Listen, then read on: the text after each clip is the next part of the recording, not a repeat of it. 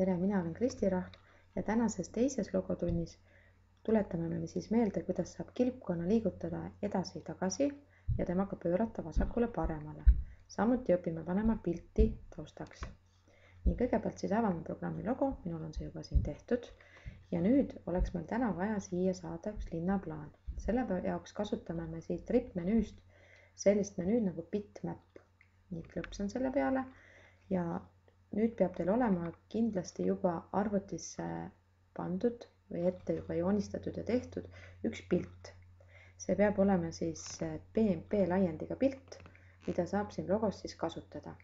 Nii, mina olen nüüd lasknud joonistada ühel õpilasel linnaplaani, selle siia arvutisse salvestanud PNP failina ja nüüd mul ei olegi muud kui avada siis see bitmap menüü ja valida siit soovitud pilt. Nii, selleks ma võtan siis bitmap lahti, valin load. Nii, ja nüüd minul on ta siia logomaterjalide alla pildikausta pandud. Võtan, klõpsan kohe plaan 1, näete, ta on see PNP faili laiendiga ja panen ava. Nii, ja nüüd tuligi mulle siia plaan, näete, kilpkonna nina on nüüd siin. Nendest nuppudest siin saab täpselt samamoodi nagu tavaliselt Wordis või mõnes teises programmis kerida. Ja ka siin siis nüüd liigutan natukene selle plaani allapoole. Ja ma saaks hakata siis kilpkonnaga siin nüüd liikuma. Nii, ja nüüd ongi siis see, et teil on see plaan olemas ja plaani mööda on siis tore liikuda ja harjutada just nimelt seda edasi-tagasi liikumist ja ka siis pööramist. Nii, mina tahaksin nüüd, et minu kilpkonn liiguks praegu siia lõbustusparki. Nii, selle jaoks ma siis asendan kõigepealt edasi liikuda. Nii, näete, liikus siiapoole. Nüüd on mul vaja teda natuke pöörata, et saada siis teed mööda sinna lõbustusparki. Pööran teda paremale 90 kraadi. Nii, pööras. Nüüd liigun jällegi edasi. 100 sammu peaks vist olema parast, näete. Nii, kui nüüd juhtub, et läheb liiga palju, siis on ju alati võimalik tagasi tulla back nupuga. Nii, nüüd on mul vaja jällegi pöörata ja pöörata siis nii, et ta läheks siit teed mööda sinna lõbustuspargi juurde. Nii, nüüd ma vaatan, et kui ma täisnurga all keeraksin 90 kraadi, siis ta läheb nagu siit. Ma tahaks, et ta läheb natuke siit kõrvalt, siis ma panen talle, et ma pööran vasakule poole ja pööran 100 kraadi. Nii, näete, nüüd hakkab ta siis siit minema. Ja liigun jällegi edasi. Nii, ma arvan, et see võiks olla umbes 200 sammu. Nii, vaatame, kas õnnestub. Nii, ja näete, jõudsingi täpselt lõbustusparki. Ja niimoodi võib siis mõelda erinevaid sihtkohti ja siit siis kilpkonnaga edasi liikuda. Näete, kui ma seda kaarti natuke kerin, siis siit tuleb veel kohti, kuhu minna. No näiteks proovin ma nüüd siis lõbustuspargi juurest minna kooli juurde.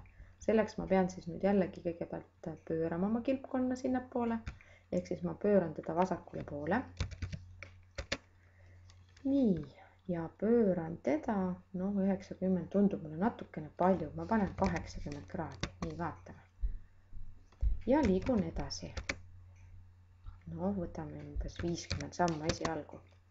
Nii, väga hea. Mulle tundub, et ma pean teda natukene pöörama jällegi sinna paremale poole. Ma panen teda nii ja paneme siin üks 20 kraadi. Vaatame, mis saab. Nii, pööras sinna poole. Ma tahtsin kooli minna. Ja nüüd liigun jälle edasi. Panen 100 sammu esialgu. Nii, jäi natukene väheks. Panen veel talle FT. Paneme siit veel üks 50 sammu. Näete, ja olengi koolimaja ukse juures. Ja võt niimoodi saabki siis siit edasi liikuda.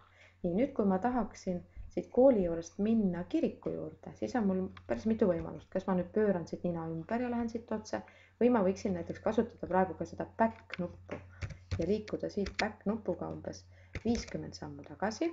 Jällegi enter. Nii, ja nüüd pöörata siis paremale poole. Nii, pöörame teda paremale poole, siis umbes 90 kraadi siit tulebki. Nii, ja liigun jälle edasi. 100 sammu.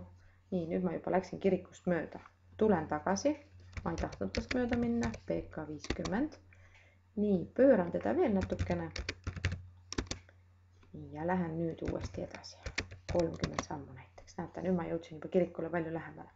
Ja niimoodi on võimalik siin plaani mööda siis liigelda. See on väga hea harjutada. Nüüd võitegi nii teha näiteks, et sõber ütleb, kuhu te liikuma peate ja siis liigute. Kui selle olete ära teinud, siis võiks teha ka nii, et proovite ise ühest kohast teise liikuda ja siis kirjutate üles need käsud, mis teil siin käsuaknas on ja laseke pinginaaber siis ära arvata, mis kohta te jõuate. Nii, kui te nüüd tahate, et teie kilpkonn läheks algusesse tagasi ja hakkaks sealt liikuma, siis on olemas selline käsk nagu home. Nii, siis liigub ta kohe sinna alla tagasi, oma algsesse punkti. Nii et see võimalus on ka. Nii, ja jällegi, kui te nüüd tahate puhastada seda välja, siis on siis see reset, aga siis peate arvestama, et kaob ka pilt ära, siis tuleb ka pilt uuesti panna. Mõnusat katsetamist teile kõigile. Kohtume järgmises tunnis.